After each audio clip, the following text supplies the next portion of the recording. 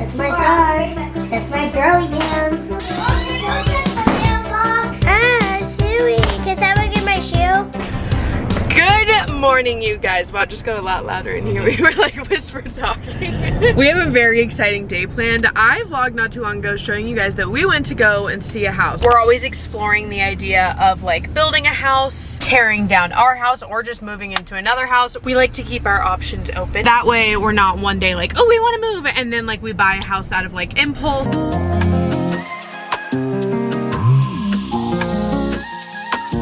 Well, we're at it again, viewing houses. I swear this has just become our pastime hobby. Yeah. Preston packed us some snacks. We have jerky, we have coconut water, we have nuts. Can't go without the nuts. Coffee, you forgot the coffee. We do have coffee. We wouldn't be doing this if we didn't have coffee, obviously. Don't you guys agree that there's certain activities that you just like need to stop by Starbucks first and like get a coffee or bring a coffee? This is one of them. Like, we did just view our first house. I wasn't a fan. We looked at it mostly for the square footage. We didn't really love it. It was a little bit too much of a flip for us, and we're not really into that house. You can see, or we do it to our current house. I was just gonna say, our current house is so old that we can't even really flip it. You gotta flip the pipes, and that's no fun. You gotta flip everything. Just freaking flip the house upside down, it might work better. I was gonna make the same joke.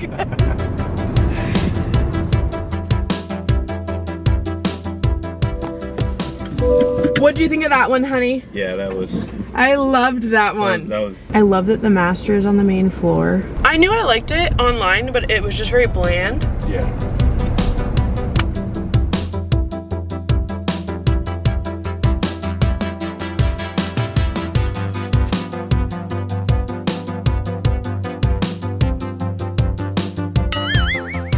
And no surprise here, beauty queens, we forgot to finish the vlog. We looked at houses all day that day. I didn't end up vlogging all of them. I always feel kind of weird vlogging them because I'm like, maybe these people, anyways. And just typically I only vlog half a day and never use the footage, but we're gonna use this footage because we are moving. We did pick a house. If you're interested in a really long explanation and kind of all the steps that we have taken to get here, I'm gonna do that. But if you're not interested in that, then this is your announcement. We are moving. You can stop watching now. How far back do I want to rewind? Let's go back in a time that I was getting a separation. That seems so long ago to me, but it's still very current time for a lot of y'all. I moved into an apartment, obviously just because, like, you know, no explanation needed there. So when you first walk up, this is the kitchen. This is what I fell in love with. I just love the color combination. I actually think there was a point where we considered staying and living together, but I'm glad, no, I don't think that would have been good. I don't think anybody should do that, for the record. Even if you think you can, I just think it's good everybody gets their space. Moved into the apartment, and then I wanted to move to a different school district and a different area, to the area that I knew I would be long-term and where I wanted the kids to go to school long-term, because Alea was starting school that year and I didn't want her to start over there and then a year later move to like where we are now. But I also wasn't ready to buy, so I rented a house in the new area in the new school district. First time I'm seeing the house in person, and oh my gosh, is it literally 30 times better. And I loved the home even without seeing it, like being here, like obviously based on pictures and videos is when I signed the lease. Then fast forward a little time after that, Preston and I were basically living together for quite a while, but really he would tell you only like the end of me living in that townhome. And at the time, the knowledge I had, the experience I had, the people I knew, I really just felt like renting was such a waste of money, which I still do believe, but I also think there's something else to that also should be known. It's not always the smartest thing in everybody's situation, and I just wish I would have like thought about that at the time. Regardless, we decided as a couple, look at us go, we were finally like a couple. We were a couple for a long time, okay? He was just so scared to admit it. Maybe he still had like his college girlfriends that he wasn't ready to let go of yet, so he was like, you know. We found this house, and this house, wait, I skipped a whole chapter where I was gonna buy a house and went under contract for that house. Oh, yeah. Oh, do we just start this over? No. No, just say it and then you just move Okay, the clip. okay. Before I moved into the rental and I lived in the townhome. So when you first walk up, I put an offer and was in contract in escrow for a certain amount of time for another house that was in this area that I'm living in now, the long-term area that I was referencing. But because my ex and I were trying to sell our house and it was taking a lot longer than expected, and the offer on the new house was a contingent offer, I did need my portion of the money from my house with my ex to be able to buy that house. It just stressed me out and I just feel like it wasn't best. So then I decided to move here and rent a house. Okay, now we're back to this part of the story. We wanted to find somewhere to buy so that we weren't wasting money renting. We came across this place that we're living in now, and this is where a lot of you guys seem to have a lot of confusion. I don't blame you. It's very confusing. I'm confused. Every day I've been confused about what I've wanted to do in this house with this house. When we saw this house, we felt like it was very small, but it had a lot of potential, and every good young fella loves, it's like the trend these days, you know, like flip a house, make a lot of money, potential. And that's all still true, but it can also be hell on earth and really difficult and a lot harder than you think, you know? There's a lot more that goes into it. And I would say if you're interested in buying a home, let's start at like the year 1990 or maybe even 2000. Let's not flip a home from 1939 where the pipes are like, if you take apart a pipe, the whole entire house might crumble. That didn't happen, but it might happen. So we really were excited about the potential, whether we were going to tear this house down and build our dream home on it because it's half an acre, or keep this house, kind of flip it, fix it up, put another house in the back, rent it out. Like there really was so many options that we were like, either way, it won't go wrong. No, it won't. We were so stupid. Over the course of us living here, which has now been like a year and a half, I wanna say we've spent, how much did you say? $50,000, $60,000 on repairs. And I'm not talking upgrades or flipping projects or cutesy, look at my new kitchen. I'm talking like no heat, no hot water, plumbers coming and telling us like that pipe is so old I can't even fix it, or our pipes in the bathroom being drained so the kids can't take a bath, and when they go to like snake it, it potentially is going to crack through the corroded pipe.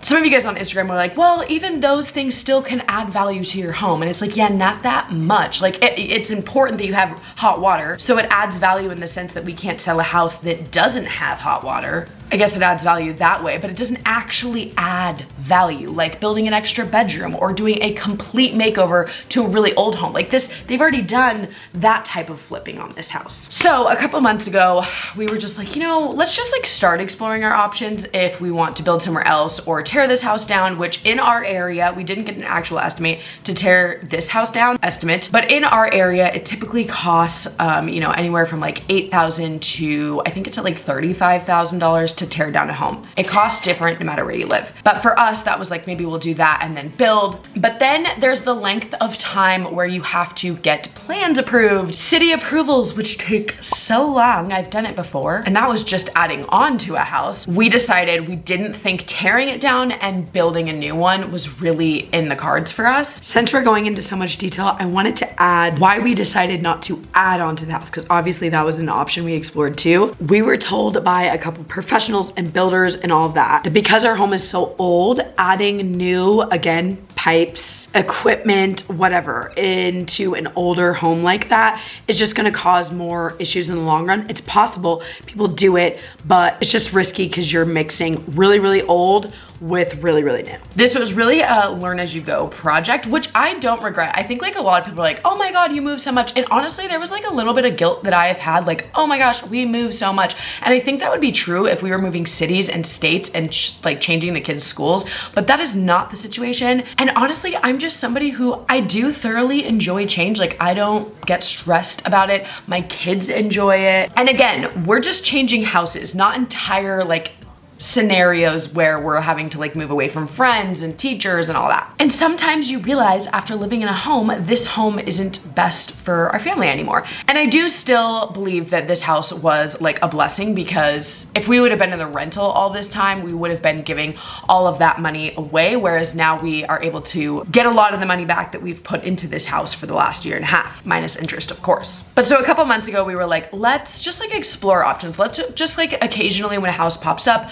go and look at it. We did look at like floor plans of houses to build, like not on this specific lot, but like if we found another lot that we really liked that didn't have a house on it and wanted to build on that. Again, I didn't know if I really wanted to do that or not. So we were just like looking, and I did vlog one day, showed you guys earlier in this vlog, but we did it quite a few times where we went and looked at houses or locations that popped up. This day, I just happened to vlog it, and I'm really glad I did, because this was the day that we came across one that is just perfect for us. I really see it as a long-term home. I no longer want to say dream home because I just feel like I don't think I'm the type of person, and neither is my husband, where we can ever move into a house and stay there for, you know, 70 more years. That's just not the type of people that we are, and, you know, a lot of people really like to tear me down for that, and have at it, I guess, add it to the list, but it doesn't bother me. Again, as long as I'm not changing, like, my kids' scenarios that are really important, like sports and school. But otherwise, if I want to bounce around the neighborhood for the next 10 years, I really don't see the problem with it.